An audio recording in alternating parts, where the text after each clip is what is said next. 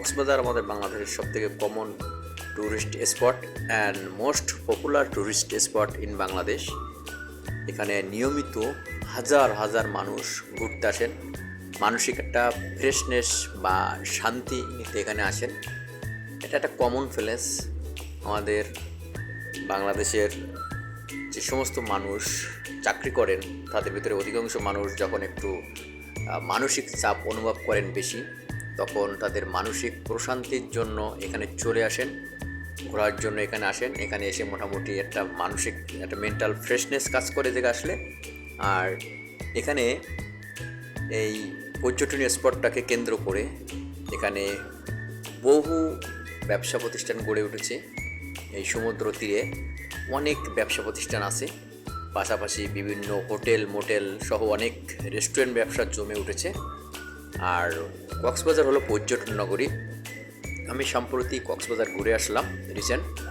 তো সেখানে যেয়ে দেখলাম যে এখানকার বেশিরভাগ মানুষ পর্যটন শিল্পের উপর নির্ভরশীল এবং কক্সবাজার শহরটা মোটামুটি পর্যটনের উপর ভরসা করে চলে। এখানে এই সমুদ্র এলাকায় কক্সবাজারে যে শুটকি মাছ বা শুটকি পল্লী রয়েছে, এখানকার অটো বা যত সিএনজি চালক আছে শহরের, সবাই এই পর্যটন বা দর্শনার্থীদের উপর নির্ভর করে। আমরা একজন রিক্সাওয়ালাকে জিজ্ঞেস করেছিলাম, তিনি অনেক কিছু আমাদের বলেছিলেন। তার সাথে কথা বলে বুঝতে পারলাম যে এখানকার মানুষ সব পর্যটনের উপর নির্ভরশীল। তো পর্যটন একটা ভালো একটা ট্যুরিস্ট জোন। আমাদের কক্সবাজার বাংলাদেশের সবথেকে আলোচিত এবং সবথেকে যে পর্যটনীয় প্লেস বাংলাদেশ সবচেয়ে বেশি ভ্রমণ করে মানুষ। তো সবথেকে বেশি মানুষ ভ্রমণ করে তাদের মধ্যে কক্সবাজার, কারণ কক্সবাজার যে সমুদ্রের ঢেউ আর এখানে সমুদ্রে স্নান করার যেটা অন্যরকম শান্তি, মানে বলার মতো না, সত্যি অসাধারণ। আমি প্রথমবার কক্সবাজার গেলাম জীবনে।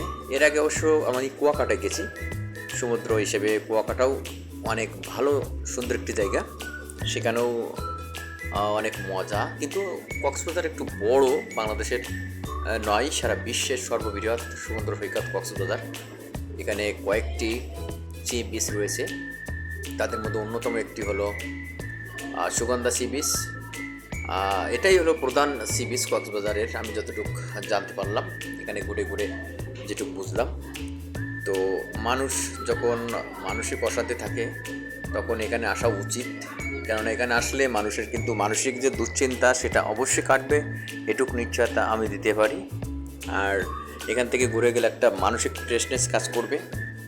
তো সবার উচিত, যারা চাকরিজীবী বা যারা কর্মক্ষেত্রে ব্যবসায়ী বা অন্যান্য মানুষ যারা মানসিকভাবে যে চাপ অনুভব করেন বা কষ্ট ফিল করেন, তারা একবার হলেও কক্সবাজার ঘুরে যাবেন। যখনই দেখবেন যে আপনার বেশি মানসিক চাপ ফিল করছেন, তো তখন এখানে এসে ঘুরে যাবেন। আর বাংলাদেশের আরেকটি ভালো দর্শনীয় স্পট রয়েছে, কিন্তু সেটা ইউনুস সরকারের আমল থেকে সেখানে ভ্রমণ নিষিদ্ধ করে রাখা হয়েছে। শীতের সিজনে 1-2 মাসের মতো যাওয়া যায়, তাও সে অনুমতি নিতে হয়। আমার যতটুকু ধারণা, আমেরিকান এক নাগরিক অনেক বছর আগে আমাদের ওই দ্বীপটা আবিষ্কার করেছিলেন। তো তার নামে এই দ্বীপটা আবিষ্কার করার কারণে তার নামে এই দ্বীপটার নাম সেন্ট মার্টিন নামে এই ব্যক্তি এই দ্বীপে প্রথমে এসেছিলেন। তারপরে অনেক বছর পর আমাদের বাংলাদেশিরা সেখানে গিয়ে বসবাস শুরু করেছেন। তো সেই জায়গাটা বাংলাদেশের অত্যন্ত গুরুত্বপূর্ণ এবং অত্যন্ত সুন্দর একটি ভ্রমণীয় জায়গা হলেও সেখানে আমাদের যাওয়ার নিষেধাজ্ঞা রয়েছে। তো কী আর করার, আমরা কক্সবাজার এসেই আমাদের মনের তৃষ্ণা মেটাতে হয়, অর্থাৎ দুধের স্বাদ ঘোলে মেটাতে হবে, এই ছাড়া আর কিছু বলার নাই। তো প্রিয় দর্শক, ভালো থাকুন আর আপনারা বেশি বেশি ভ্রমণ করুন। সবাই সুস্বাস্থ্য কামনা করি। Thank you.